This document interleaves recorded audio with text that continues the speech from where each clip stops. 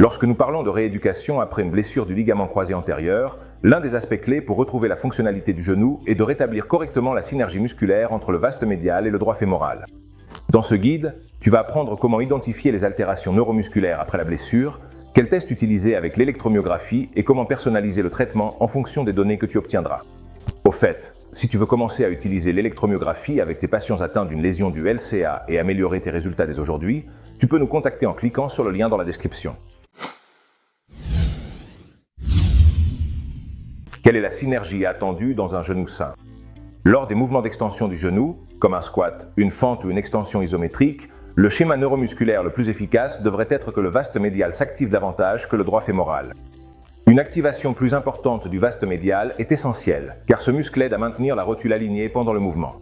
En la tirant légèrement vers l'intérieur, vers le côté médial, il empêche qu'elle ne se déplace vers l'extérieur, vers le côté latéral, ce qui est essentiel pour prévenir les déséquilibres de l'appareil extenseur et réduire le risque de douleur ou de blessure à l'articulation fémoro-patellaire.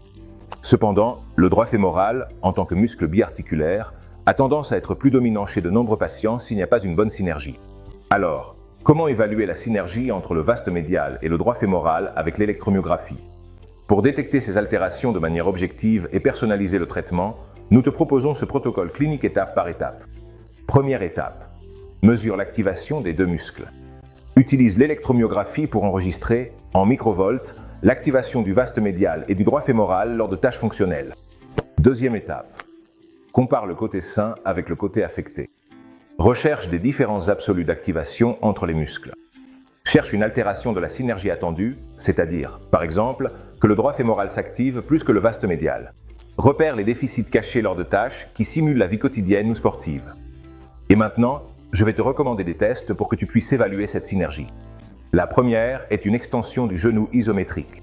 L'objectif sera de vérifier si, lors de la génération de force, le vaste médial présente une activation moindre que le droit fémoral du côté lésé. Quels sont les résultats courants? Regarde le graphique. Le droit fémoral droit s'active moins que le vaste médial droit. Altération. Cependant, le vaste médial droit, en plus, s'active aussi moins que le vaste médial gauche. Quel est le diagnostic? Une inhibition du vaste médial droit. Deuxième test, squat avec charge progressive. Objectif, évaluer le schéma moteur lors d'un mouvement fonctionnel. Les résultats courants, regarde l'image. Le droit fémoral droit, encore une fois, s'active plus que le vaste médial droit et les deux muscles sont inhibés par rapport au côté sain. Le diagnostic, schéma de protection avec déficit bilatéral du côté affecté. Troisième mouvement, fente avec charge. Objectif, analyser un geste plus dynamique et plus exigeant. Voyons à nouveau quels sont les résultats les plus courants. Regarde le graphique. Le droit fémoral droit s'active plus que le vaste médial droit. De plus, il y a une activation réduite des deux muscles par rapport au côté sain. Encore une fois, le diagnostic montre une inhibition persistante lors des tâches avec charge fonctionnelle. Comment intervenir selon les résultats que nous venons de voir? Une fois l'altération identifiée, tu peux concevoir un traitement basé sur ces piliers. Entraînement de la force, exercice sélectif pour le quadriceps, aussi bien isométrique qu'avec appui partiel, etc. Travail unilatéral et fonctionnel. Fente, step-up, presse avec feedback. Tu peux utiliser le biofeedback pour améliorer la rééducation.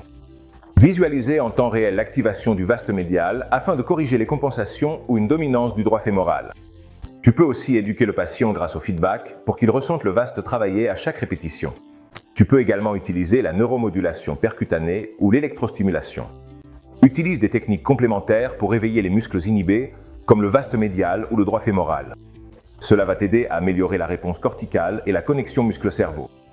Par conséquent, évaluer la synergie entre le vaste médial et le droit fémoral après une lésion du LCA est essentiel pour une rééducation efficace. Il ne s'agit pas seulement de retrouver la force de manière générale, mais de garantir la force avec un schéma moteur correct et efficace. L'électromyographie te donne des informations que tu ne peux pas voir à l'œil nu. Avec elle, tu peux détecter des déficits d'activation cachés, ajuster le traitement dès la première séance et maximiser chaque répétition dans tes rééducations. On se retrouve dans le prochain post.